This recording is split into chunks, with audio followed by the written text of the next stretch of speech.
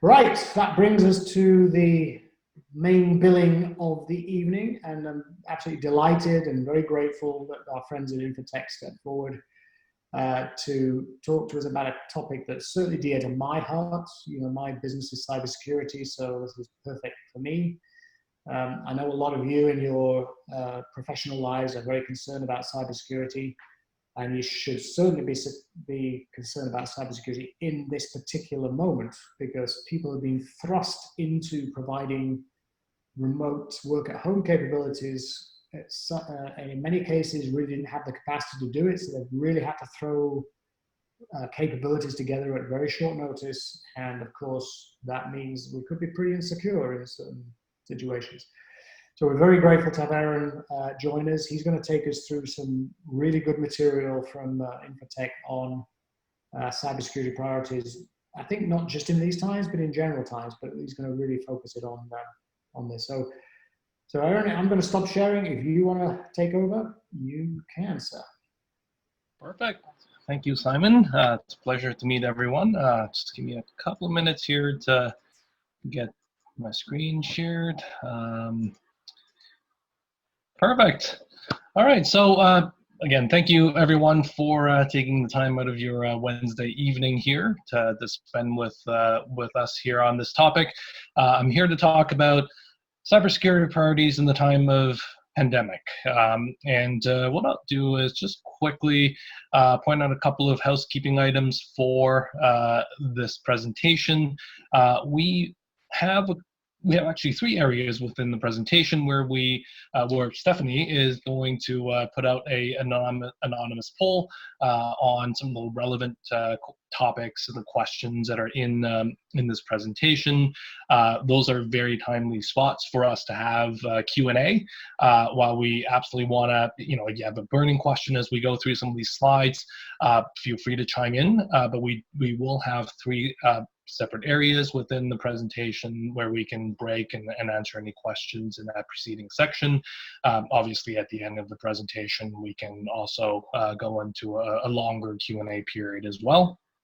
And the material here, this presentation deck, and two what we call tools or deliverables that are part of this this methodology has been shared with the SIM Arizona chapter. So my understanding is I'll be sharing that out with the attendees and the members after this presentation. Okay. Moving on here, a quick introduction on Infotech Research Group. Al from our side has kind of spoiled my surprise here, talking about our Toronto main office being a previous MTV building and the concert hall, having hosted a lot of very famous bands and musicians before.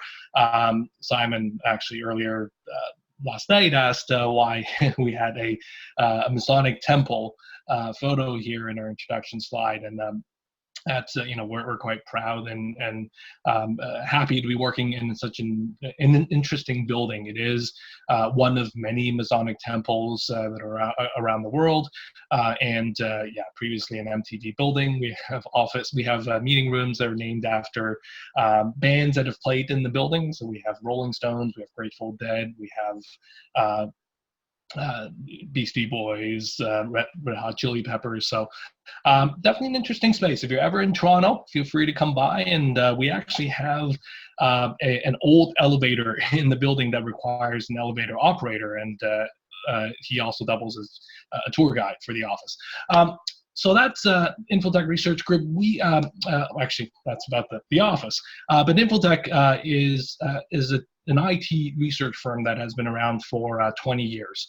And we focus on specifically IT issues. And we have a member base of 30,000 IT professionals, thousands of organizations across the world. We have a special research methodology that combines what we call secondary research, right? Sources, online sources, and publications. But we also tap into our member base, and we also have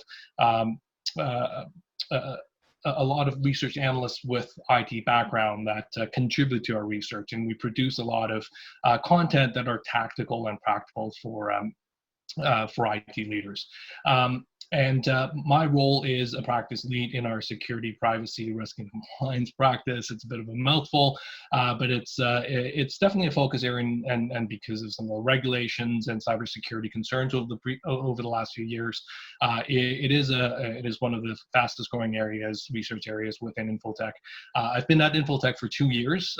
Before that, I was actually a practitioner in the IT world, 20 years in the industry, 7 in legal technology, 10 years in a big Canadian Microsoft partner doing head of IT there, running their operations. But we serviced different industries: financial services, government, big pharma, oil and gas, etc. And the 2 years before coming to Infotech, I was actually at one of Accenture's group companies leading their GDPR compliance efforts. So that's a bit of my background here, just to provide everybody with some context as to who's providing this information to you. My role as a practice lead is actually means that I lead the teams that produce research, such as the one that you're seeing here. As soon as the COVID pandemic hit, what we've done was quickly dropped everything that we had planned in our research cycles and looked at really what are some of the key issues that are facing IT leaders in these challenging times. And we produced essentially a list of priorities to help IT leaders. So in this presentation here, we're going to look at the main attack vectors that are proliferating during COVID-19 pandemic crisis, and more importantly, tactically, what are the top 5 priorities, and how you can leverage our methodology, which is included in some of the content here to help reduce your attack surface. We do have a list of additional security and privacy resources. I'm not going to drain that as part of the conversation, but it is included here. So diving right in, obviously, the challenge that a lot of organizations faced was, interestingly, I was actually in Orlando at one of Infotech's events the first week of March. And as soon as I returned to Toronto, the next week, we were essentially all working from home. Right, and luckily at Infotech, we've had this laptop culture because our consultants and advisors are always out interfacing with clients or at on-site engagements. We have essentially a mobile workforce. But what we found really is in our research, 56% of the U.S. workforce, or only 56% of the U.S. workforce, has a compatible remote work setup, right? So I'm sure those in the audience here will resonate with either your business or businesses that you know that had to furlough employees, had to close down operations because of the pandemic. There was just no way for some organizations to operate through remote work. But for those that are in a remote work environment, and it sounds like most of you here are, there are still ongoing challenges to keeping employees safe.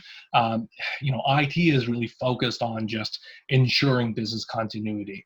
Right, and while security is very important, a lot of IT leaders and IT operations through the months of March, April, and May were just busy keeping the lights on. We were hearing about IT teams and especially security teams being repurposed for COVID response work.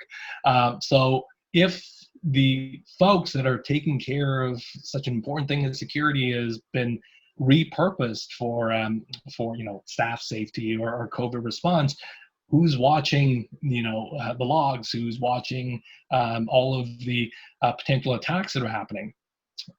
So our recommendation really is don't panic and prepare, and it's not just in security but through all of IT as well, and that security still must be top of mind. And some of the obstacles, again, what we found in our research is a lot of business executives really don't have even confidence in their company's leadership in order to manage the disruptions, and a lot of businesses were just not ready with their business continuity plan or disaster recovery plan to deal with a pandemic, right? And IT, again, a pressure to enable remote employees. A lot of employees in a lot of organizations have always worked in the office, and they're unfamiliar with working from home. A lot of organizations that we spoke with didn't even have a mobile a mobile a suite of laptops and remote devices, so they were scrambling to purchase things from Best Buy, purchase things from from Lenovo online, and try and equip their remote workers. A lot of organizations that didn't previously have a bring your device to work or remote, use your home device type of setup had to compromise. So that obviously really increases the attack surface that you have. A lot of these devices that didn't go through your IT for hardening, that doesn't have your corporate images on it, or home computers that are on home networks with your kids' devices, with your IoT devices, with potentially aging routers. All obstacles towards securing your operation. So our approach really is you need to have a security strategy, and we advocate that for all organizations. But the most important thing is look at what you have on your security roadmap and your security strategy makeup and realign. Leverage any existing processes that are possible, but tailor them to accommodate this new way of remote working. And even as businesses move progressively back to the in-office work or back to what we call the new normal, making adjustments on an ongoing basis is going to be very important, especially addressing your security items that relate to remote work capability, and recognize that some security domains and components are not as critical as others, and thus focusing on the priorities, and again, given these times.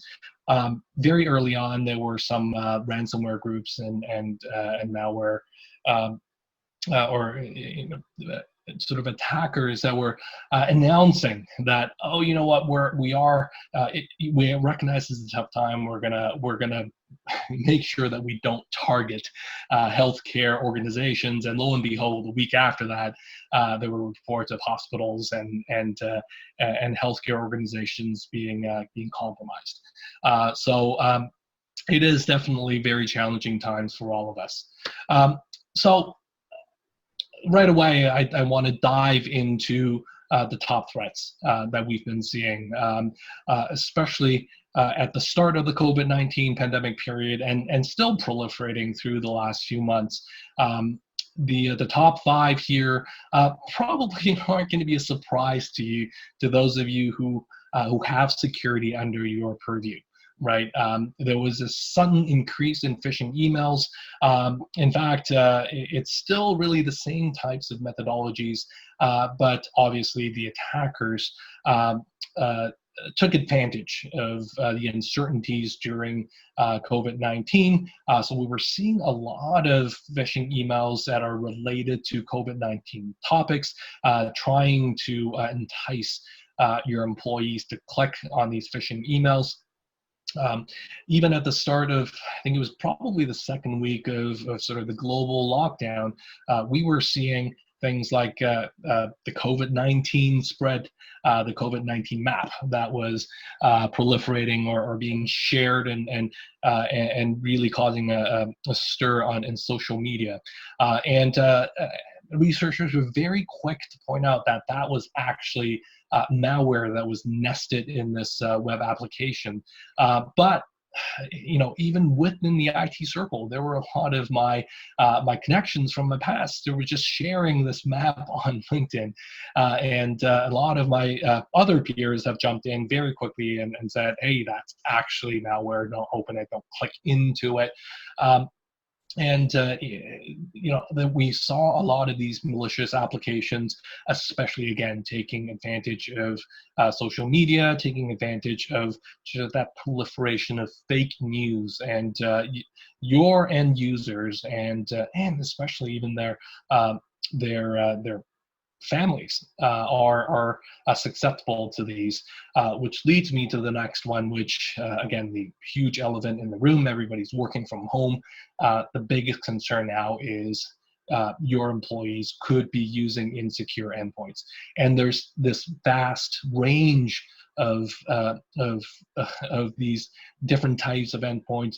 Even if you have managed endpoints, you're providing your employee with a hardened laptop, the fact that they're running off of a likely insecure home network, they may have, as I mentioned earlier, older routers with old firmware. Some of them may have default admin credentials, to certain organizations where you are, you have no choice but to require or let your employees use their home computers. The same computers that their kids are using for Zoom classes, or kids are using for recreational activities, because again, they're all home with us here. And that's really one of the bigger concerns across IT. And as soon as COVID hit, we saw this huge proliferation of bad domains and fake websites, right? Similar to phishing emails, a lot of bad actors took note of all of the primary news sources and websites that citizens and your employees would go to, and they were standing up sort of fake websites that looked similar, and again, because of insecure networks, DNS hijacking is possible, and as IT leaders, your control over what you saw as the traditional perimeter, or even the new sort of wider cloud-based perimeter, is really being challenged. And I alluded to this one, ransomware continues to be a huge problem. Just last week, there was actually a cybersecurity firm that was hit with a ransomware to the tune of $46 million. And as I mentioned earlier, ransomware groups were saying how they were going to avoid some of the healthcare groups. We now know that's a lie. And this is where if your ransomware protection or your malware protection was based on a defense in depth mechanism that's around your office network or your known or approved devices, all of that is now out the window. So these are the top 5 threats that we've been seeing. This is a good point for us to start with our first polling question. Stephanie's going to ask the polling question here with Zoom. All right. So I'm going to launch the poll right now. You should see it pop up. And if everybody would go, and you have the opportunity to choose multiple, feel free to. Well, I think you're showing us are you showing us the result? I'm sorry? Are you showing us the result, or? No, this is where you should be viewing the questions. Okay. Oh, I'm a host, so I can't do it. Okay. Yeah, you're a host. Quit. Oh, I wanted to. If you have your Zoom screens in full screen mode, sometimes the windows won't show. Yeah, it doesn't matter. I wanted to vote. No, he's special. He's a host. He can't vote. Oh. All right. Okay. Getting there. Got 10 more people.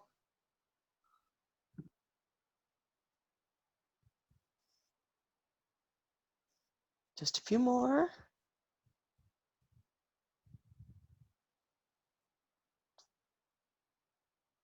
Others may have stepped away. You could probably. Yeah, it's possible. 1 minute. All right.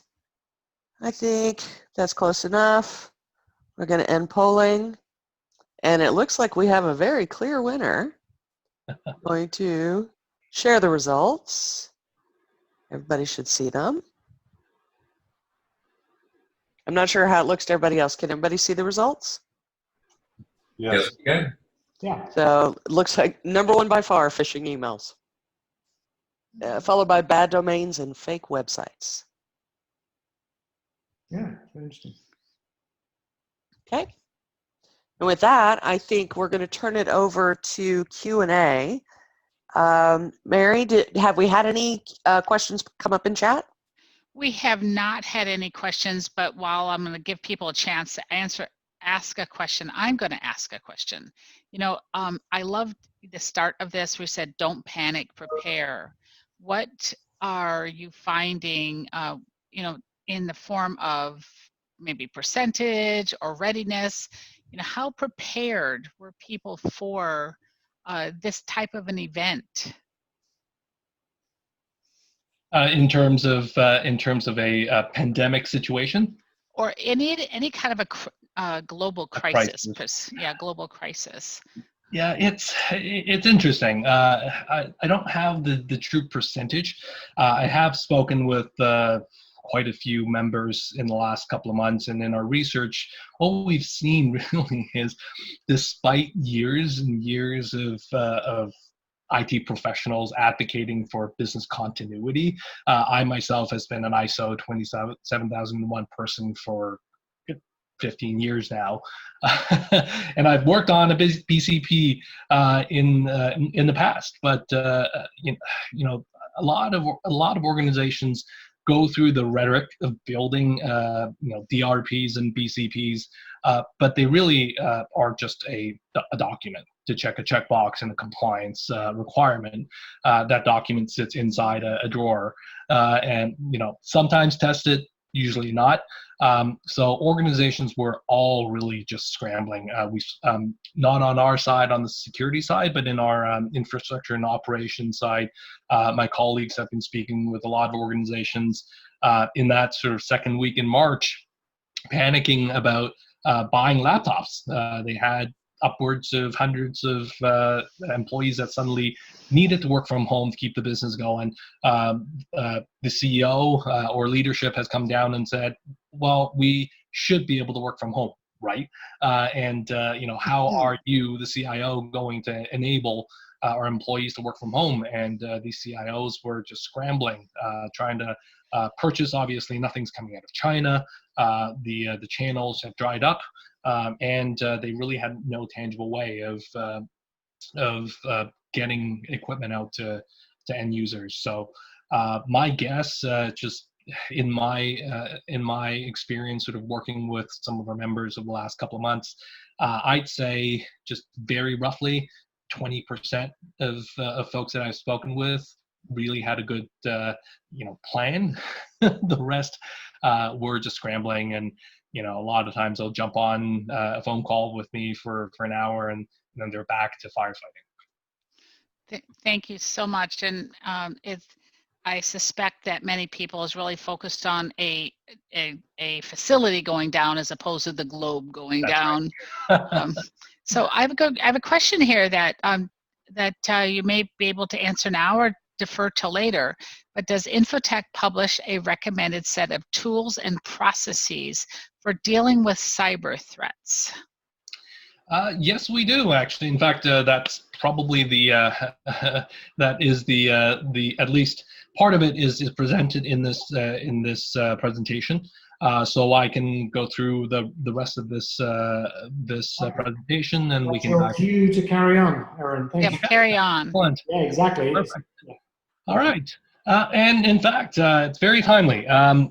So on the right side here is actually Infotech's own security framework that we've developed. It's actually, and I won't do too much of a plug here, but it is one that we've recognized, that we've combined the best of ISO 27001, the NIST 800-53 framework, CIS security controls, and COBIT from a business perspective.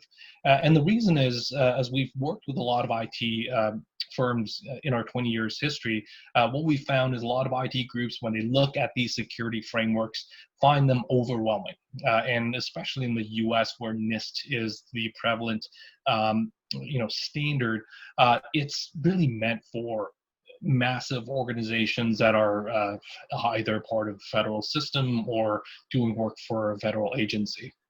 And what we've developed was a more practical system, built in, sort of broken down into the governance area and management. And from a pandemic perspective, at any day, I would say all of these are very important. And if you give me a day or more, I can talk all day about why each of these would be very important to your organization. But obviously, some of these are going to have a more critical effect on closing some of these attack surfaces. And what we've done in sort of this research that we've put together for pandemic response is identified 5 areas within our methodology that are the top priority, the highest priority, that are going to help you reduce your attack surfaces to the 5 top threats that were shown earlier. Again, all of these are probably not a surprise to everyone here, and a lot of these easily map to some of the critical issues that we were highlighting, with your end users being the most vulnerable component of your operation now, because they're working from home, because they're on a vulnerable endpoint, they're targeted by phishing emails, they're exposed to bad domains and fake websites. Culture and awareness is one of the most important priorities that you can focus on. Reinforcing, it really depends. It doesn't matter when you've last run a security awareness campaign, and in a lot of organizations that we've worked with and that we've looked at, security awareness tends to be also a checkbox type of activity. They'll run it once a year because people are resistant to it, even if they engage a vendor or a platform like KnowBe4. It's still not as streamlined, but now, especially now, because of all these threats, my advice is always make it very personal, right? If you spread awareness to show an end user how to protect themselves, they're going to more likely to apply that same hygiene to the work operations. A second priority is looking at what the new network looks like, and this is especially important for organizations where there's a traditional notion of a perimeter, especially if the employees are within the office, they have full control, they have more open access. When they're outside the office, you've got VPN, or you've got remote desktop or VDI. That has all changed, and especially for organizations that have moved to cloud. Your home users to cloud access is now potentially outside of your control. So how do you reduce that attack surface there, and allow your IT team to be able to respond to issues, and your endpoints, securing that endpoint, ensuring that regardless of whether it's a managed or unmanaged device, that you have the right level of protection on that device, and maintaining visibility, right? And that's where a combination of that network security, endpoint security is. We're seeing a lot of movement there in that area. Organizations revisiting how they're securing these remote endpoints, and how they're gaining visibility into these remote endpoints are important. And patching is definitely one part of it, but your entire vulnerability management program needs to be revisited, looking at not just patching your managed devices. Now you have to worry about the patch level of your remote endpoints that are not managed. You need to look at now all your applications, right? Are you able to secure these applications that are being accessed outside of the organization? A lot of organizations have good vulnerability management hygiene within their operations. They focus a lot on their public website or any public applications, but they tend to allow sort of the internal facing applications to be a little bit behind the schedule. And as soon as pandemic hit, the first response was, okay, how do I open up things so that people can work? How do I allow them to access applications where they traditionally didn't have access to that channel? So especially now, if your team hasn't gone back to that yet, it's a good time to go back and look at risk modeling or threat modeling of how your end users are now leveraging these applications that are previously more protected, and ensuring that they're updated with the newest patches. If you have a legacy application that's on an OS that is end of life, for example, understanding all of the risks and vulnerabilities that exist in that, and understanding whether it can be exploited. All of these are super important. And which brings me to the final priority, which is your security incident management, ensuring that not just your end users, but also your ID team are now dispersed.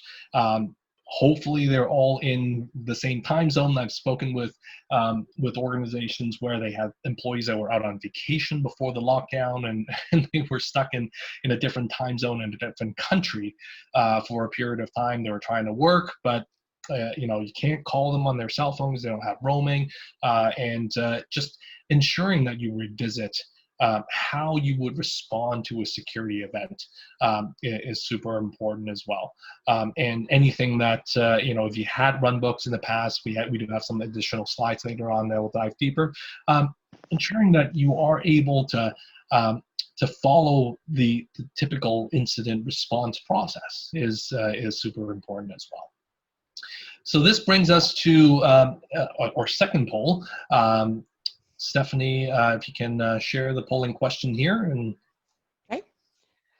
I just hit launch on the poll, so everybody should see it pop up. And this is a choose only one answer. So which of those is your top priority?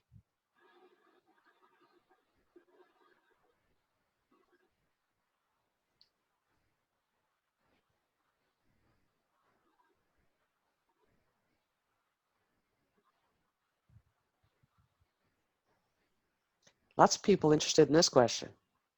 Mhm.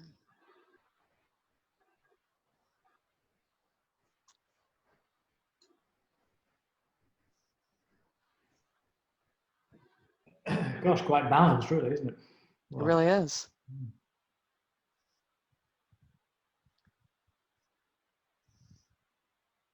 okay, we'll give it the minutes.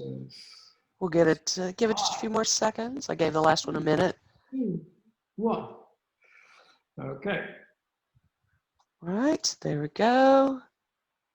Polling is now ended, and we will share results. And I'm not surprised at all, because culture and awareness is always the thing you have to be, has to be at the top of your priority list, because it's always about the people, right?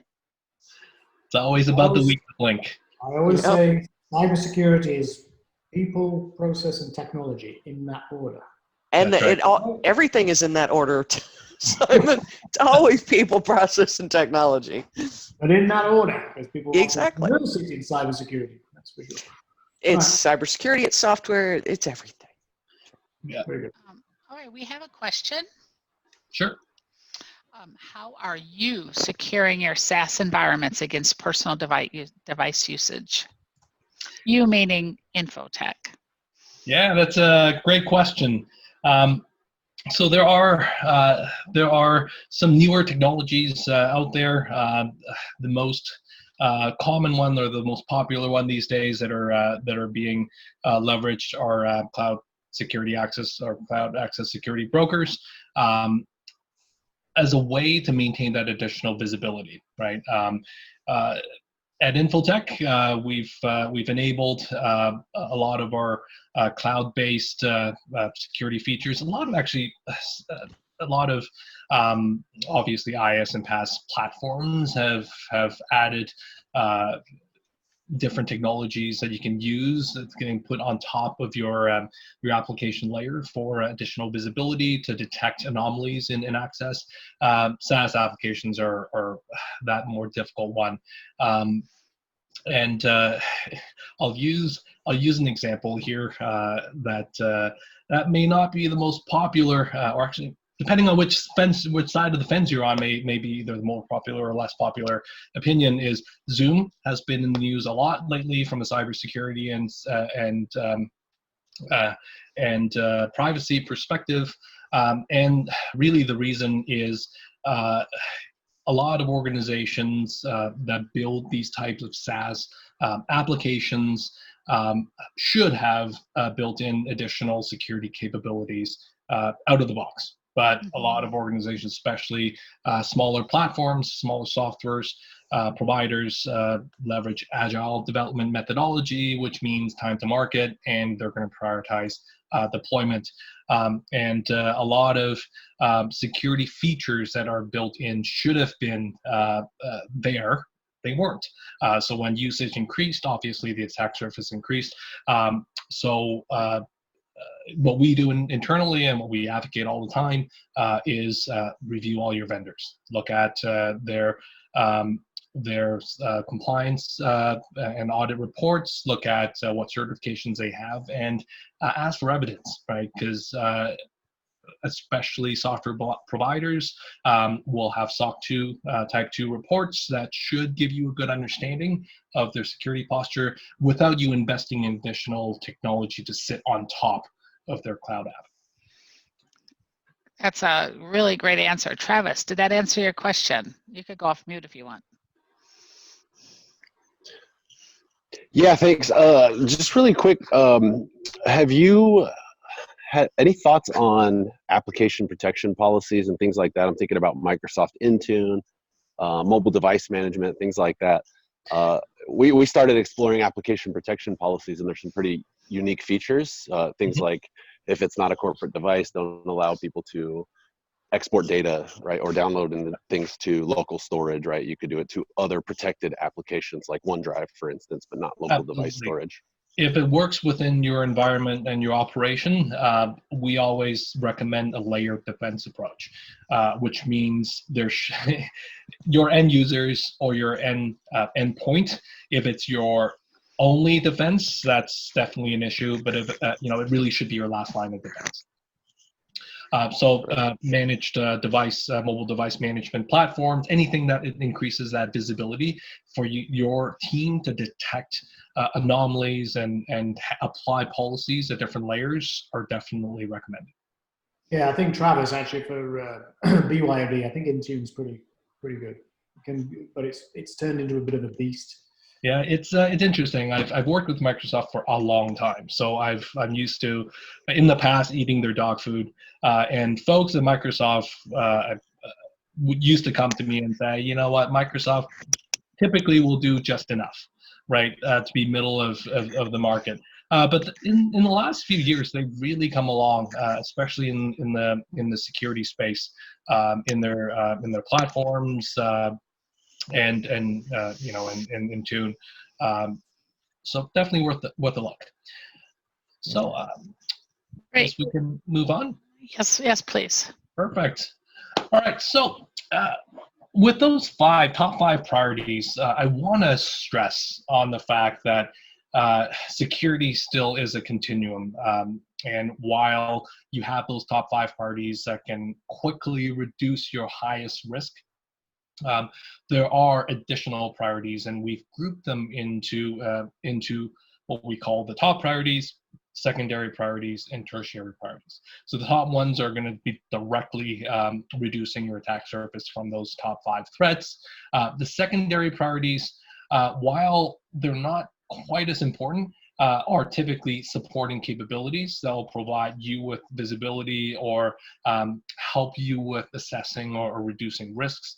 And then we've got a list of tertiary priorities that are, again, important, but more for things like ensuring that you can comply with the next audit requirement or compliance requirement, which still matters, but probably not for the next little while. So I won't drain any of these statistics here, and here they are. I've already talked about the top 5 priorities that are in red. The orange ones are what we call the secondary priorities that are still important. Obviously, data security and privacy still an important component. As soon as you've addressed some of the top priorities, you should definitely look there. Security threat detection, right? As soon as you've hardened your endpoints, you've elevated your network security, ensuring that you go back to your rigorous threat detection methodology, looking at your logs, looking at your SIMs, and prioritizing those next. Risk management and strategy and communication, we've highlighted those as secondary areas. And as I mentioned earlier, as soon as the fires are put out, then you've got your external obligations. You're looking at, we're talking about compliance, audits, ensuring that this, now is the time to revisit those security policies, your acceptable use policies, your remote work policies. If you can't enforce via technology, at least make sure that they're in policies. It's a good time to combine that with your culture and awareness training. Hey, by the way, now that everybody's working from home, here is an updated version of our remote work policy. Here's an updated version of our acceptable use policy, right? Make sure that that people have that at the back of their minds. So I won't drain all of these. These are, again, important areas. The white ones are, again, I hate to say anything here, are less important, but these are typically areas, obviously physical security. If you're not going to the office, probably less of a problem. These are more of issues that are on an annual or a longer cycle, right? You're not likely going to change your identity and access management platform now, although I've worked with organizations that decided previously they were in a hybrid or a federated identity environment. This is like the best time for them to switch to a new centralized identity platform, which is fine, but it's such a significant change that I would really worry about change management and interruption to the business. But this is really a map of an initial view on these areas. As I promised earlier, we do at Infotech, every blueprint, every research that we do is accompanied with what we call a deliverable, right? What we focus on really is, as IT leaders, you have things that you need to do, initiatives, tasks, or projects. And out of every project, we want to give you tools to help you do that job or accomplish that initiative or complete that project. So these I think there are actually more than 15, 17 or so priority areas. We've actually created a checklist that has NIST domains, NIST controls that will help you, pass this down to your IT team or review with your IT team and ensure that you've either done something already since the start of the pandemic or quickly jump into ensuring that if you have these controls, review them, tighten them up. If you do not have these controls, now is a really good time to dig a little deeper and figure out how you can integrate this into your operation. So it's a little small here, but we've got the culture awareness, network security, endpoint security. We didn't pull all of the NIST controls in these areas. Obviously, we want to give you some of the higher priority ones that are going to be really relevant to the current situation. And we do have links to additional Infotech research that you can consider. But this checklist is going to be included with this package here. So what I'll do next is dive a little deeper into the remote workers, right? And these are, as we've established in the polling earlier, the most at risk. Culture and awareness, and I've talked about this earlier, retraining the end users regardless of when you did your last security awareness training, and as I mentioned earlier, making sure that it's personal to them. I do have some additional slides. I'm not going to drain this one here. Focusing on your endpoint security, you've got your mixed managed and unmanaged below the endpoints. How do you keep them secure? And security incident management. While it's not one that is a top priority in the poll earlier, I personally feel that if you don't know a security event has happened, or you're not responding to it, then again, there's a gap there. So I'll dive into each of these sections and talk a little bit about how they help you close these gaps and prevent these types of attacks, and a quick run through of the methodology that we will recommend. So culture and awareness, retraining your end users will help. Again, if they're aware of phishing emails that are coming in, I would combine it with your phishing campaigns. If they're aware that there are bad domains and that social engineering is a thing, it's going to help them. And our methodology here is to start a remote training program. We do have a full blueprint that we created for the pandemic that will help you through. This is the main methodology. You do want to get support, especially from leadership. You want your champions within different business units to help socialize the fact that IT is helping these end users keep safe. As I mentioned earlier, a tip that I always provide, and I believe personally I used it in my previous life as head of IT, I used it in my GDPR program, is to make it personal, right? How do you help your employees stay safe using their computer at home, using their own devices, and then transition that to how that is relevant to their work? That's very important. You should have a communication plan. It shouldn't be a surprise to your end users. Depending on your organization, if you have different levels of end users with different privileges, you may want to have different training groups, right? Making sure that you're not exposing everyone to all the training. There's been research that has shown that sort of bits of 5 minutes modules are the most effective. Now that varies again depending on your industry, depending on your organization. But again, ensuring that which topics within, whether you have your own portfolio of awareness training or if you leverage a vendor, take a look at which ones are really the most applicable to these remote users, and then create a roadmap for training development. Okay, and I'm going to be draining this topic quite a bit because of how important it is, educating the users about their responsibilities, right? So IT is no longer there down the hall to help them if they get hit with a virus. They can't bring their laptop to you and say, hey, give me a loaner, right? So they need to know that. They need to know that if they get hit, that means they can't do their job.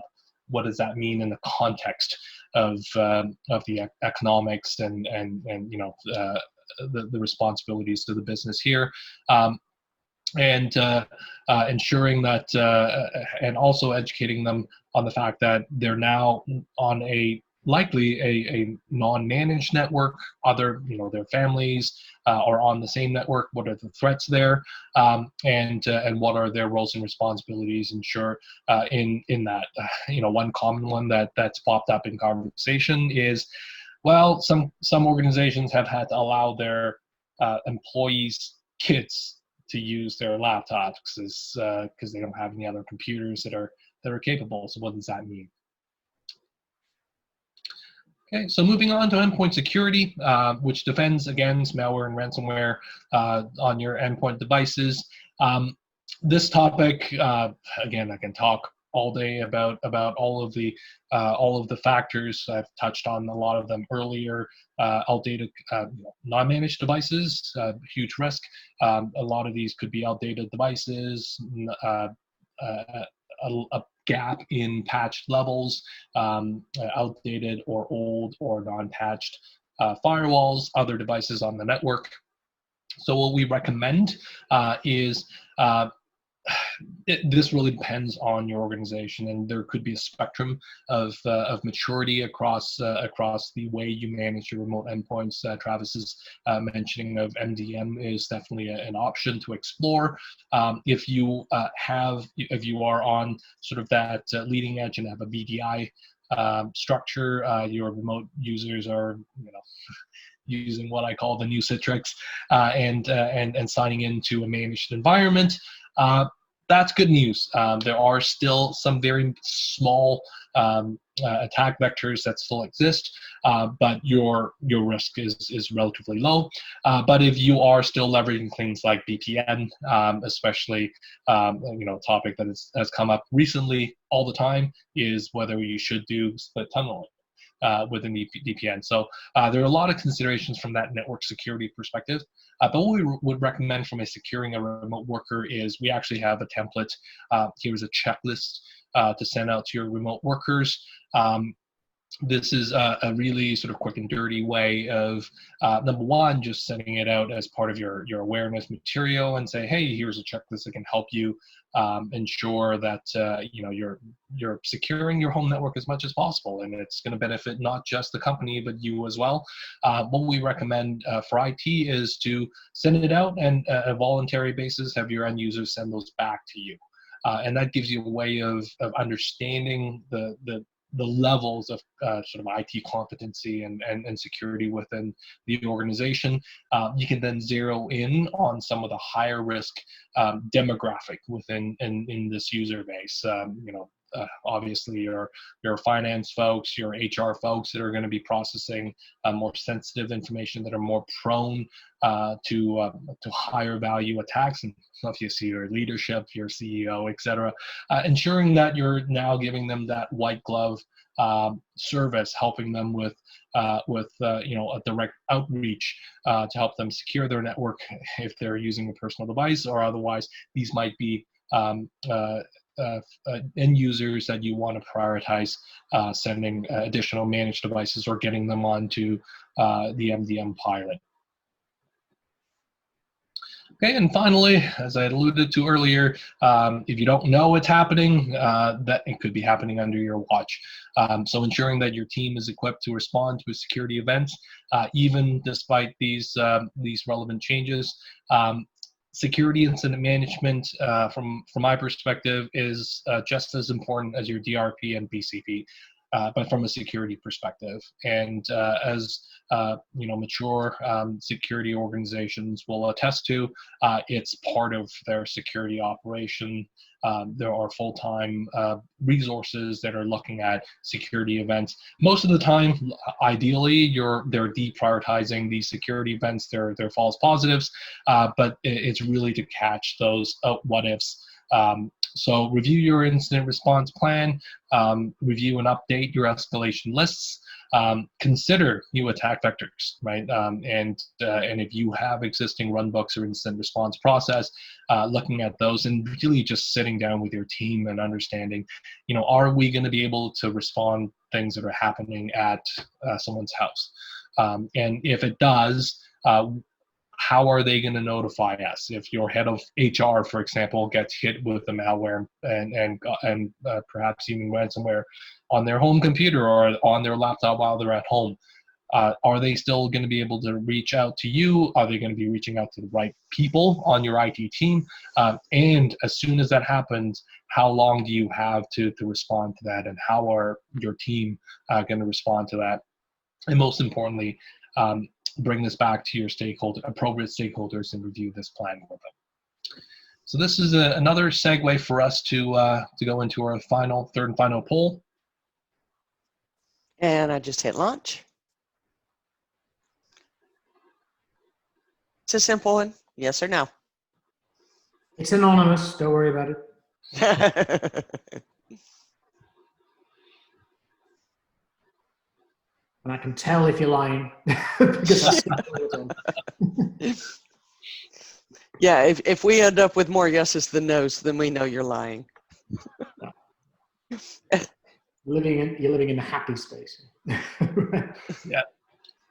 While we're waiting here, I'll jump into one of the anecdotes that I often say, and I think I mentioned it to the group that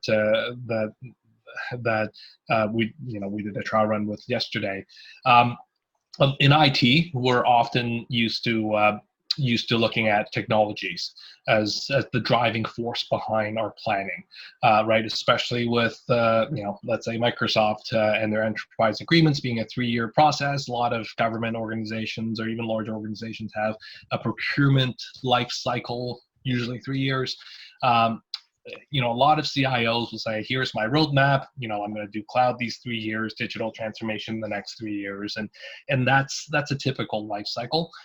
In security, that is a huge risk because of threats that are happening all the time. If you need to switch, for example, to a new firewall or a new endpoint security provider, or leverage a new technology, switch your VPN to some of these new, for example, secure access service edge type of services, you need to be able to agile fashion sort of switch to these so that you can defend against these threats.